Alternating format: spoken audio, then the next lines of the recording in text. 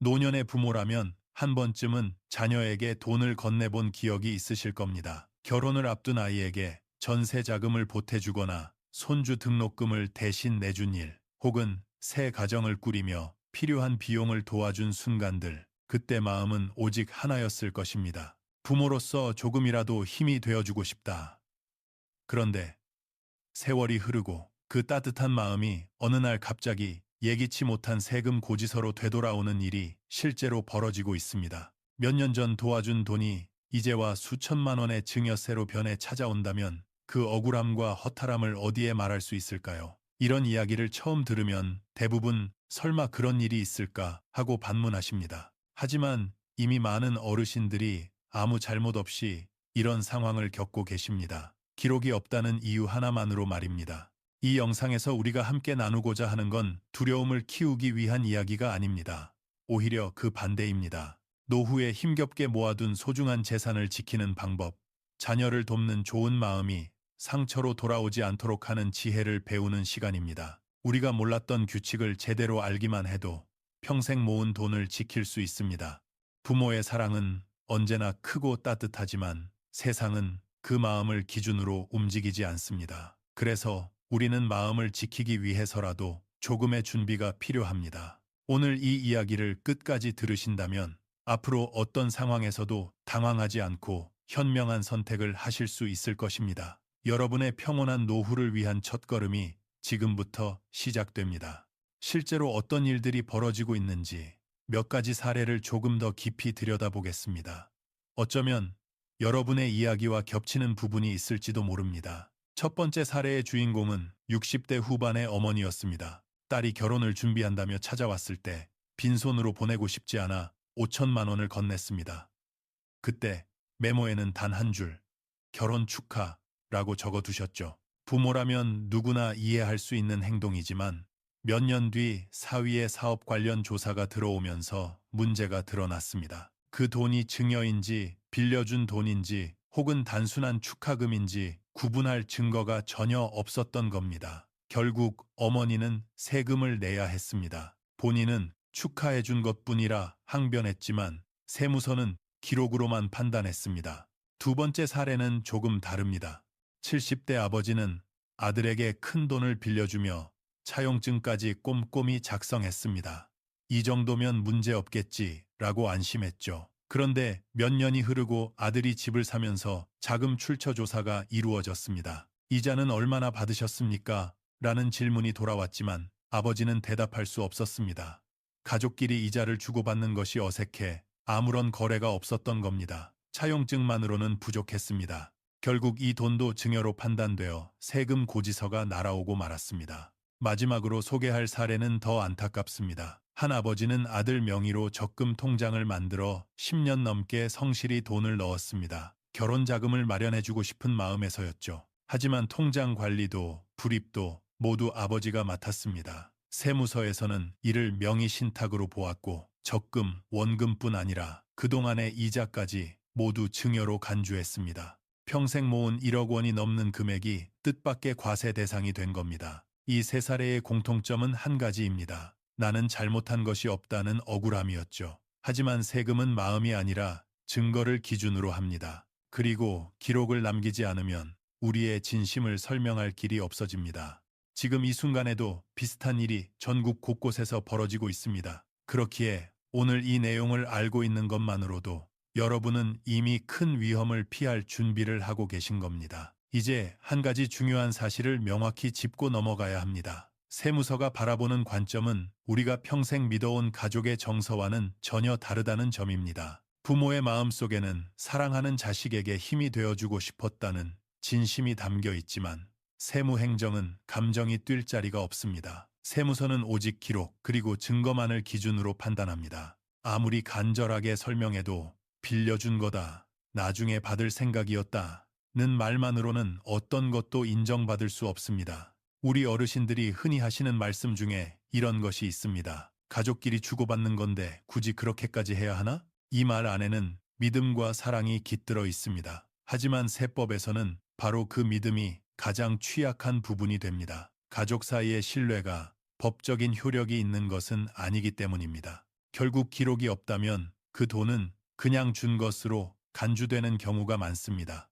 마음이 아니라 증빙이 실체가 되는 셈입니다. 조사관이 통장 내역을 펼쳐보는 순간 여러분이 수십 년 동안 쌓아온 부모의 마음은 종이 한 장이 되어버립니다. 이 돈이 왜 나갔는지 설명해 보십시오. 라는 간단한 질문 앞에서 기록이 없다면 대답할 길이 없습니다. 실제 목적이 무엇이었는지 아무리 말로 설명해도 세무서의 판단은 변하지 않습니다.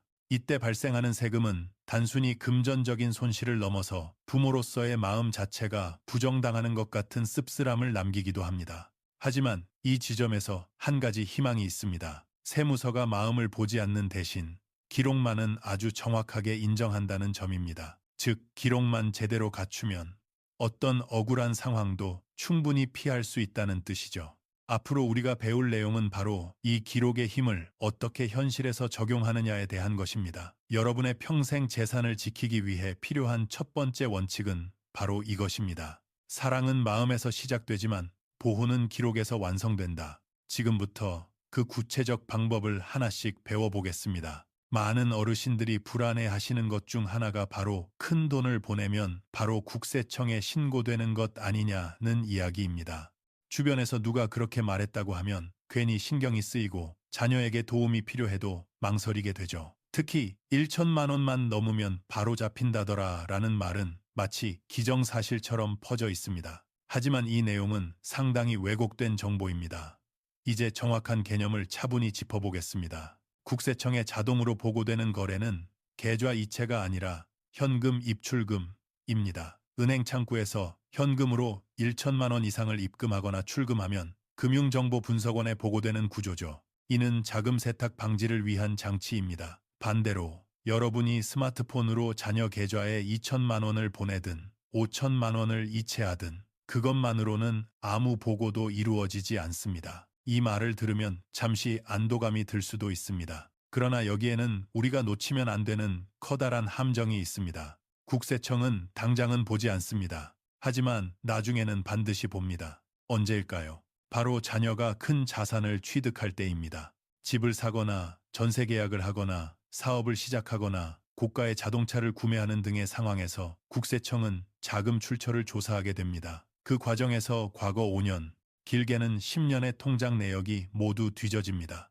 불과 몇 초면 과거의 이체 내역이 주르륵 화면에 뜨죠. 이때 여러분이 보냈던 돈이 무엇을 위한 돈이었는지가 그대로 드러나게 됩니다. 문제는 당시 아무 기록 없이 보냈다면 세무서 입장에서는 그 돈을 증여로 추정한다는 점입니다. 자녀가 집을 마련할 능력이 안 되는 상황이라면 그 판단은 더 강해집니다. 그제야 부모는 아이고, 그때 진짜 이유가 있었는데 하며 억울함을 호소하지만 뒤늦은 설명은 거의 받아들여지지 않습니다. 핵심은 이겁니다. 지금 신고되지 않는다고 안전한 게 아니다. 검토의 시점이 늦게 올 뿐 결코 빠져나갈 수 있는 문제는 아닙니다. 따라서 우리가 해야 할 일은 단 하나입니다. 지금 당장은 조용하더라도 미래의 조사를 대비한 기록을 남기는 것, 이것이 여러분의 재산을 지키는 첫 번째 방패입니다. 이제 다음 단계로 넘어가겠습니다. 많이들 오해하는 또 다른 부분이 무엇인지 살펴보겠습니다. 많은 분들이 또 하나 착각하고 계신 부분이 있습니다. 차용증만 있으면 안전하다. 가족끼리는 세금 안 낸다더라. 와 같은 이야기들입니다. 언뜻 들으면 그럴듯하지만 실제 세무 현장에서는 전혀 다른 판단이 이루어집니다. 이 두 가지 오해는 부모들의 선의가 세금으로 돌아오는 가장 흔한 원인이기도 합니다. 먼저 차용증에 대한 오해입니다. 세무사가 차용증을 쓰라고 하니 한 장 마련해두면 모든 게 해결된 것처럼 느껴지죠. 하지만 세무서는 차용증만으로는 실질을 인정하지 않습니다. 왜냐하면 종이 한 장은 약속일 뿐 실제로 돈이 오고 갔다는 증거가 아니기 때문입니다. 진짜 빌려준 거라면 이자를 받았겠죠? 원금도 조금씩이라도 갚아야 하지 않습니까? 이것이 세무서의 시각입니다. 만약 아무런 거래가 없다면 차용증은 형식에 불과하다고 판단되어 결국 증여로 분류될 가능성이 높습니다. 앞서 보셨던 사례처럼 차용증을 써도 이자나 원금 흐름이 없으면 수천만 원의 세금이 발생할 수 있습니다. 두 번째 오해는 가족끼리 주고받는 돈은 세금이 없다는 믿음입니다. 이 말은 일부만 맞고 절반은 틀렸습니다. 법에는 분명 비과세 한도가 정해져 있습니다. 성인 자녀에게는 10년 동안 5천만 원까지, 미성년 자녀에게는 10년 동안 2천만 원까지, 그리고 결혼 시에는 부모 각각 1억 원까지 증여세가 없습니다. 얼핏 보면 꽤 넉넉한 금액처럼 보입니다.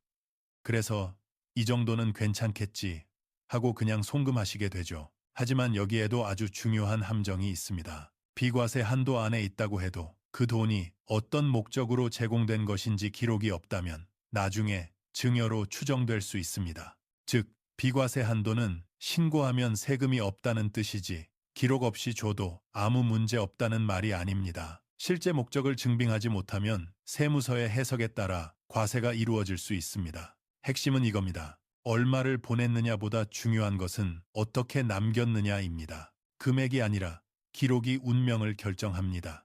우리는 지금까지 오해를 바로잡았습니다.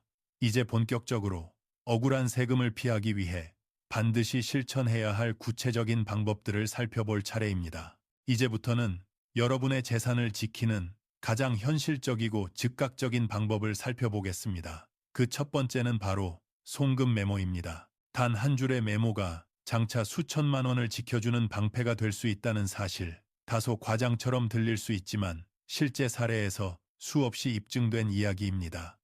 많은 분들이 송금할 때 용돈, 생활비, 잘 써라 같은 짧은 단어를 적거나 아예 아무것도 쓰지 않고 보내곤 하십니다. 그러나 몇 년 뒤 세무조사가 이루어지는 순간 이런 메모는 아무 의미도 갖지 못합니다. 이 돈이 왜 나갔는지 확인할 수 없다는 말 한마디로 증여로 간주될 여지가 생기기 때문입니다. 그렇다면 어떤 메모가 우리를 지켜줄까요? 핵심은 구체성입니다. 누구에게, 어떤 목적을 위해, 어떤 기간에 비용을 보낸 것인지 명확하게 남기는 것이 핵심입니다. 예를 들면 이런 식입니다. 손주 민수대학 등록금 지원 2025년 1학기, 딸 김영희 결혼 예물 구입 자금 지원 2025.0315, 아들 박철수 수술비 대납 서울대병원 진료비, 손주 영어 학원비 2025년 3월분, 전세금 대여, 차용증 별도 작성, 연이자 퍼센트를 이렇게 쓰여 있으면 몇 년이 지난 뒤에도 이 돈은 바로 이 목적을 위해 보내졌구나 하고 세무서가 납득할 수 있습니다. 부모의 마음이 아니라 기록이 증명하는 것입니다. 이와 반대로 필요한데 써라, 축하해, 용돈 등은 목적을 특정할 수 없어 위험합니다. 특히 많은 분들이 결혼 축하처럼 짧게 남기는데 이것이 결혼 비용을 위한 것인지 단순 축하금인지 구분하기 어렵습니다. 세무서의 시각에서는 구체성이 부족하면 무조건 증여로 간주하고 보자는 원칙이 적용됩니다. 이때 과세가 이루어지면 나중에 부모가 설명하려 해도 이미 늦은 경우가 많습니다. 실제 한 할머니는 손주의 대학 등록금을 4년 동안 성실하게 지원했는데 매번 등록금이라고 정확히 메모해 두셨고 등록금 영수증도 함께 보관했습니다. 손주가 나중에 주택자금을 조사받을 때 이 기록이 큰 역할을 했고 세금은 단 한 푼도 나오지 않았습니다. 같은 돈을 쓰고도 운명이 달라진 셈입니다. 이제 여러분도 송금 메모의 위력을 아셨습니다. 단 5초의 습관이 여러분의 노후를 지켜주는 든든한 방패가 될 것입니다. 다음 파트에서는 이 기록을 어떻게 체계적으로 관리해야 하는지 실천 가능한 방법을 단계별로 알려드리겠습니다. 송금할 때 메모를 남기는 것이 첫 번째 방패라면 그 메모를 뒷받침하는 기록들을 꾸준히 정리하고 보관하는 습관은 두 번째 방패입니다. 많은 분들이 기록을 남기는 게 좋다는 건 알겠는데 어떻게 해야 할지 모르겠다고 말씀하시곤 합니다. 하지만 실제로는 아주 간단한 몇 가지 단계만 실천해도 나중에 어떤 조사에도 흔들리지 않는 탄탄한 근거가 마련됩니다. 오늘은 그 과정을 차근차근 안내해 드리겠습니다. 첫 번째 단계는 돈을 보내기 전에 목적을 명확히 하는 것입니다. 이 돈이 교육비인지, 의료비인지, 결혼준비 비용인지, 혹은 빌려주는 돈인지 스스로에게 먼저 묻는 겁니다. 목적이 분명해야 메모도 자연스럽게 구체적으로 작성할 수 있습니다. 이게 무엇을 위한 돈인가? 이 질문 하나가 모든 기록의 출발점입니다. 두 번째 단계는 송금 메모를 구체적으로 쓰는 것입니다. 누구에게, 무엇을 위해, 언제 쓰이는 금액인지를 명확히 남기십시오. 예를 들어 며느리 출산 비용 및 산후조리원 지원 2025년 3월 또는 아들 철수 영어 학원비 2025년 4, 6월분처럼요. 단 한 줄이지만 세무서가 목적을 이해하는 데 결정적 근거가 됩니다. 세 번째 단계는 증빙 자료를 반드시 보관하는 것입니다. 이 부분은 의외로 많은 분들이 놓치지만 가장 중요한 과정 중 하나입니다. 등록금이라면 등록금 납부 영수증, 병원비라면 진료비 계산서와 영수증, 결혼 자금이라면 예식장 계약서나 청첩장, 전세금이라면 전세 계약서 사본 등 실제로 그 돈이 그 목적으로 쓰였다는 증거를 함께 남겨두어야 합니다. 종이로 보관하면 잃어버릴 위험이 있으니 스마트폰 카메라로 찍어 클라우드에 저장하는 것이 가장 안전합니다. 구글 포토나 네이버 클라우드는 간편하게 사용할 수 있고 오래 보관할 수 있다는 장점이 있습니다. 네 번째 단계는 정기적으로 기록을 정리하는 습관을 들이는 것입니다.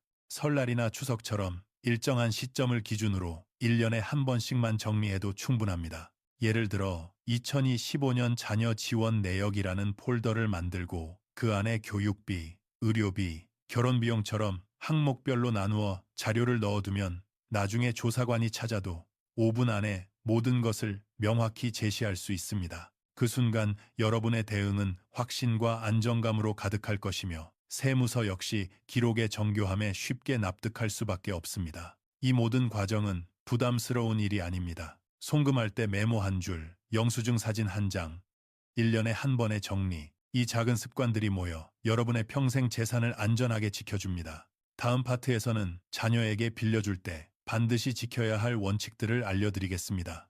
이 부분을 놓치면 많은 부모들이 억울하게 세금을 물게 되는 만큼 특히 주의 깊게 들으셔야 합니다.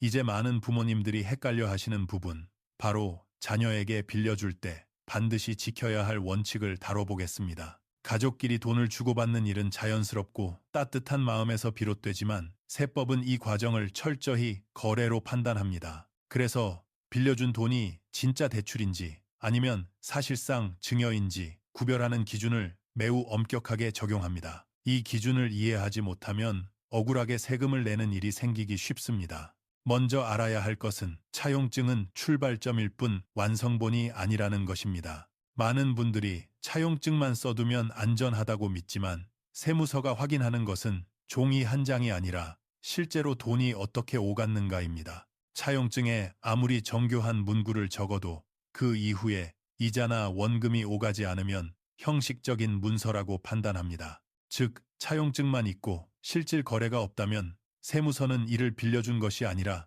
그냥 준 것으로 간주합니다. 그렇다면 차용증을 어떻게 제대로 작성해야 할까요? 반드시 다음 내용을 포함해야 합니다. 돈을 빌려주는 사람과 빌리는 사람의 이름과 주민번호, 차용 금액 숫자와 한글 병기, 이자율, 연포로, 매월 이자, 지급일과 이체 방식, 원금 상환 방식 분할인지, 만기 일시인지, 차용 날짜와 서명.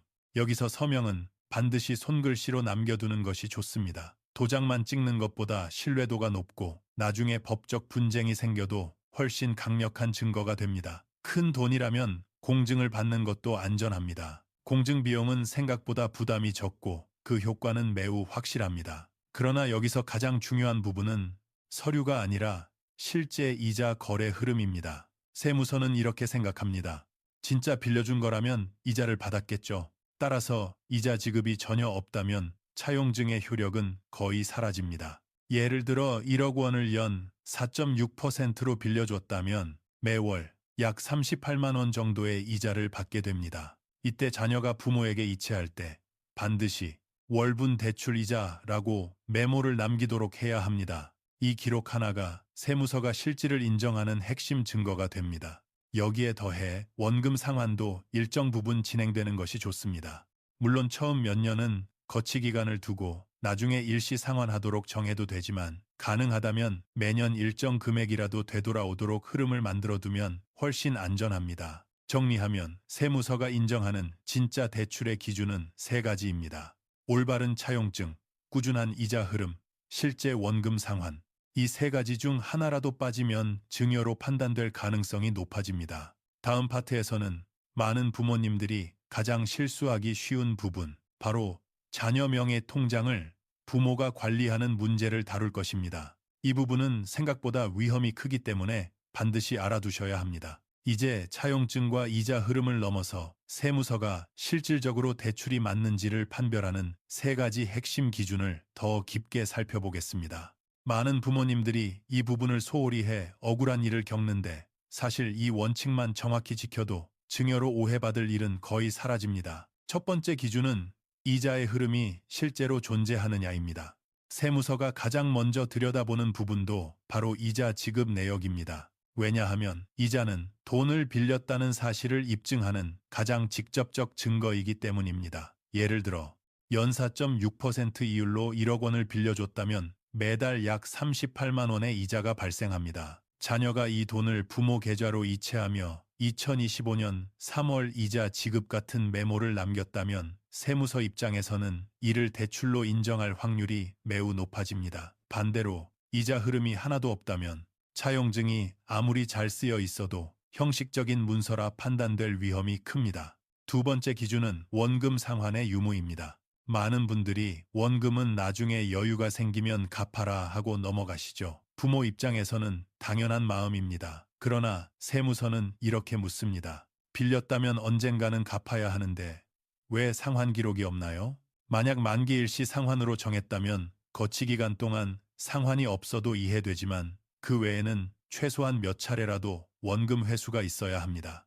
예를 들어 매년 1천만 원씩이라도 상환이 되면 이는 대출의 실질을 입증하는 강력한 근거가 됩니다. 세 번째 기준은 돈의 흐름이 계약서 내용과 일관되느냐입니다. 이자 지급 날짜가 뒤죽박죽이거나 차용증의 적은 방식과 실제 흐름이 다르면 세무서는 이를 신뢰하지 않습니다. 예를 들어 차용증에는 매월 5일이자 지급이라고 되어 있는데 어떤 달은 3일, 어떤 달은 20일, 또 몇 달은 아예 누락됐다면 이는 실제로는 대출 관계가 아니었다는 증거처럼 보입니다. 반면 날짜가 규칙적으로 지켜지고 상환 내역도 차용증과 일치한다면 세무서는 이를 의심할 필요를 느끼지 않습니다. 이 세 가지 기준은 사소한 것처럼 보여도 세무서가 판단할 때는 매우 큰 역할을 합니다. 말로는 빌려준 거다 라고 아무리 강조해도 이자 흐름이 없고 원금 상환이 없고 약정과 실제가 다르면 세무서는 대출을 인정할 이유가 없습니다. 결국 수천만 원의 증여세를 내야 하는 상황이 되고 맙니다. 반대로 작은 금액이어도 매달 규칙적이자 지급, 가끔이라도 원금 상환, 약정과 실제 거래의 일치, 이 세 가지가 존재한다면 이는 강력한 방패가 됩니다.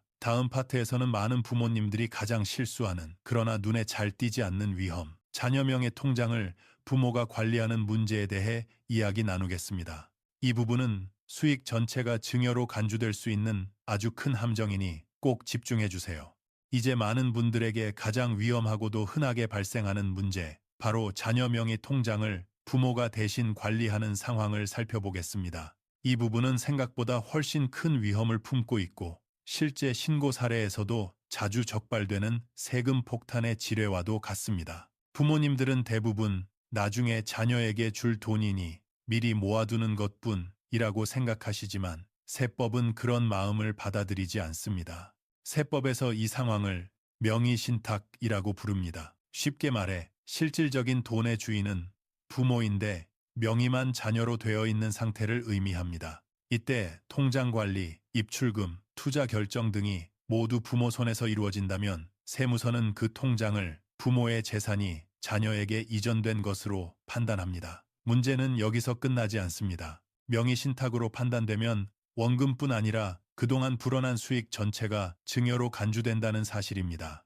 예를 하나 들어보겠습니다. 한 어르신이 아들 명의로 적금 통장을 만들어 10년 넘게 매달 꼬박꼬박 돈을 넣었습니다. 아들은 그 통장이 있는지도 몰랐죠. 장차 결혼 자금으로 줄 마음이었기 때문입니다. 하지만 나중에 아들이 아파트를 구매하는 과정에서 자금 출처 조사가 들어갔고 그 결과 적금 1억 2천만 원 전액이 증여로 판단되었습니다. 여기에 신고를 하지 않은 탓에 가산세까지 붙어 총 2,600만 원이 넘는 세금을 지불해야 했습니다. 어르신은 억울해 말합니다. 내가 넣은 돈을 내 아들 주려던 건데 이게 왜 증여입니까? 그러나 세법은 이렇게 답하죠. 처음 돈이 들어간 순간부터 이미 증여로 본다. 여기에 더 무서운 상황도 있습니다. 자녀 명의 증권 계좌를 부모가 관리하며 투자했다면 적금과는 비교할 수 없이 큰 세금이 붙을 수도 있습니다. 예컨대 1억 원으로 시작한 투자가 3억 원이 되었다면 증여 재산은 3억 원 전체가 됩니다. 원금 1억만이 아니라 수익 2억 원도 모두 자녀에게 이전된 재산으로 보기 때문입니다. 이때 발생하는 세금은 수천만 원을 훌쩍 넘어갑니다. 그렇다면 어떻게 해야 할까요? 방법은 매우 명확합니다. 첫째, 정식 증여 절차를 밟으십시오. 법이 허용하는 비과세 한도 안에서 증여하고 증여세 신고를 해두면 어떤 문제가 생겨도 세금을 내지 않습니다. 둘째, 증여가 끝났다면 자녀가 직접 그 자산을 관리하게 해야 합니다. 부모가 손을 대는 순간 다시 명의신탁 위험이 생깁니다. 셋째, 금액이 크다면 전문가와 상담하십시오.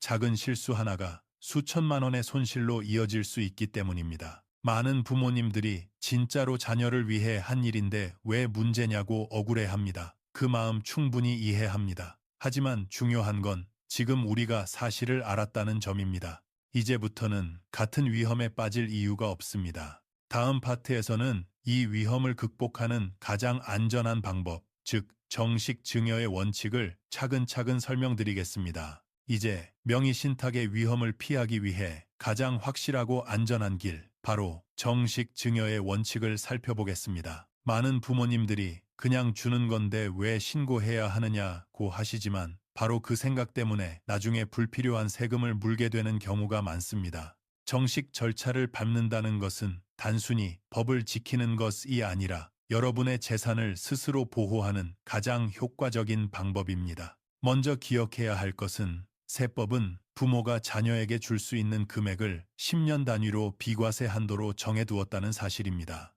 성인 자녀 10년간 5천만 원까지, 미성년 자녀 10년간 2천만 원까지, 혼인 시 자녀 1인당 부모 각각 1억 원, 총 2억 원까지 이 범위 안에서 증여하면 세금을 전혀 내지 않습니다. 많은 부모님들이 이 부분을 잘 알고 계시지만 중요한 것은 세금을 안 내는 것과 신고를 안 해도 된다는 것은 전혀 다른 이야기라는 겁니다. 비과세 한도 아니라도 증여세 신고를 해야 나중에 증빙 문제가 발생하지 않습니다. 정식 증여 절차는 생각보다 간단합니다. 첫째, 자녀 계좌로 돈을 이체합니다. 이때 메모에 증여 2025년 3월 15일 증여세 신고 예정처럼 정확히 남겨둡니다.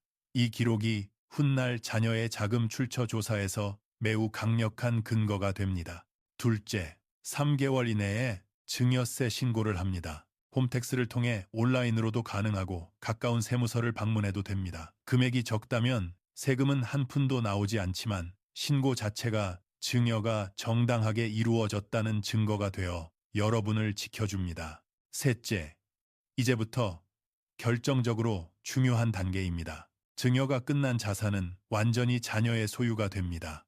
부모가 계좌 비밀번호를 알고 관리하는 순간 명의신탁 위험이 다시 생기므로 통장, 카드, 주식 계좌 등 모든 관리 권한을 자녀에게 넘겨야 합니다. 아이가 아직 돈 관리를 잘 못하는데요. 많은 부모님들이 걱정하시는 부분이지만 그럴 때일수록 소액으로 먼저 교육을 시키고 금액은 점차 늘려가는 방식이 더 안전합니다. 부모가 대신 관리하는 것은 자녀를 위한 일이 아니라 오히려 자녀에게 세금의 부담을 떠안길 위험 요소입니다. 넷째, 증여 금액이 5천만 원 이상이거나 향후 상속까지 고려해야 하는 상황이라면 세무사 상담이 매우 유익합니다. 전문가의 상담 비용은 30만, 50만 원 수준이지만 이를 통해 절세 전략, 시기 조절, 10년 주기 설계 등 종합적인 도움을 받을 수 있어 결과적으로 몇천만 원의 손실을 막아주는 값진 투자입니다. 정식 증여의 원칙은 단순합니다. 당당하게 절차를 밟고 투명하게 기록을 남기고 이후 관리는 자녀에게 맡기는 것. 이 원칙만 지키면 어떤 조사에서도 흔들리지 않습니다. 다음 파트에서는 이 원칙들이 실제 상황에서 어떻게 적용되는지 다양한 사례별로 구체적인 실행 방법을 안내해 드리겠습니다.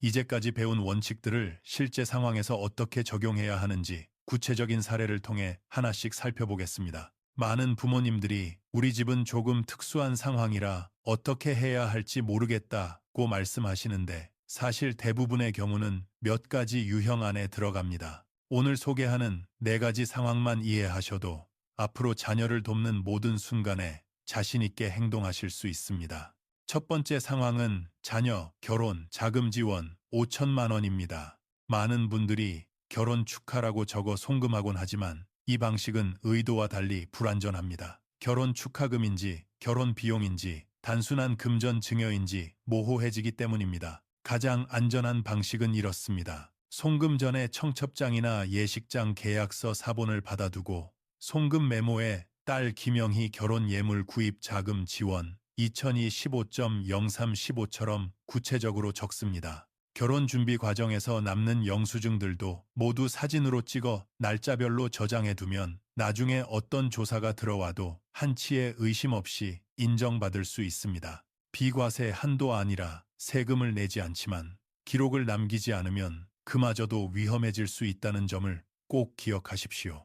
두 번째 상황은 전세금 2억 원을 빌려주는 경우입니다. 이 상황은 가장 많은 분들이 실수하는 영역이기도 합니다. 전세니까 빌려주는 거지 라고 생각하지만 세무서가 이를 대출로 인정하려면 차용증이자 흐름 원금 상환 계획이 반드시 필요합니다. 차용증에는 금액뿐 아니라 이자율, 매월 지급일, 상환 방식, 최종 만기일을 정확히 적어야 하며 가능하다면 공증까지 받는 것이 좋습니다.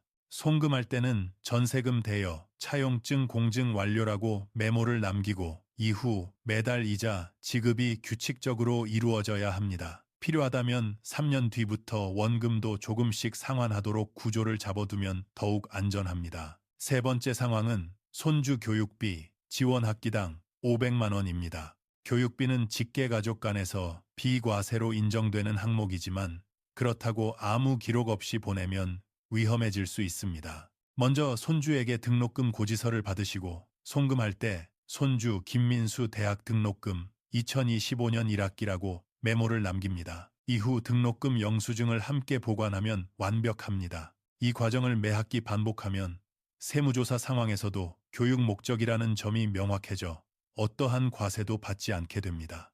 네 번째 상황은 자녀 투자자금 1억 원 지원입니다. 이 경우 가장 큰 위험은 부모가 자녀 명의 계좌를 관리하며 직접 투자하는 상황입니다. 이렇게 하면 수익 전체가 증여로 판단될 수 있습니다. 따라서 반드시 정식 증여 절차를 밟아야 합니다. 예를 들어 1억 원을 한 번에 넘기기 부담된다면 비과세 한도 5천만 원씩 10년 간격으로 2번 나누어 증여하는 방식이 좋습니다. 첫 번째 5천만 원을 송금하며 메모에 증여 2025.0315 신고 예정이라고 적고 3개월 이내 신고를 합니다. 그리고 그 계좌는 자녀가 직접 운영하도록 해야 합니다. 이렇게 하면 투자 수익이 아무리 커져도 모두 자녀의 정당한 재산이 됩니다. 이 외에도 병원비 지원, 월세 보조, 사업 초기 자금 등 다양한 상황이 있을 수 있지만 원칙은 언제나 같습니다. 구체적인 메모, 정확한 기록, 정식 절차, 이 세 가지를 갖추면 어떤 상황에서도 세금을 억울하게 낼 이유가 없습니다. 다음 파트에서는 많은 분들이 헷갈려 하시는 질문들, 그리고 절대로 하면 안 되는 행동들을 정리해 드리겠습니다. 마지막으로 여러분의 노후 재산을 지키기 위한 핵심 메시지도 준비되어 있습니다. 자녀를 돕는 과정에서 많은 부모님들이 같은 실수를 반복하곤 합니다. 특히 세금 문제는 몰라서 하는 실수가 대부분이기에 오늘 이 내용을 통해 앞으로 겪을 수 있는 위험을 미리 차단하셨으면 합니다. 이제 자주 물어보시는 질문들과 절대로 해서는 안 되는 행동을 정리해 드리겠습니다. 가장 먼저 주의해야 할 것은 거짓 기록을 남기는 일입니다. 어떤 분들은 송금 메모에 그냥 병원비라고 적으면 되지 않을까요? 라고 묻곤 합니다. 하지만 이는 나중에 세무서가 영수증을 요청하는 순간 바로 들통납니다. 현실을 감추는 기록은 오히려 탈세로 간주되어 더 큰 가산세까지 부과됩니다. 기억하세요. 기록은 진실을 담을 때만 여러분을 보호합니다. 두 번째로 절대 해서는 안 될 일은 과거 거래의 날짜를 뒤늦게 조작하는 것입니다. 예전에 자녀에게 보낸 돈에 대해 지금이라도 차용증을 쓰면 되겠지라고 생각하시는 분들이 많지만 차용증 날짜와 이체 내역이 맞지 않으면 의심을 더 크게 살 뿐입니다. 과거는 수정할 수 없습니다. 만약 이미 기록이 없다면 그 사실을 인정하고 현재 가능한 자료를 최대한 모은 뒤 전문가의 도움을 받는 것이 가장 안전한 대응입니다.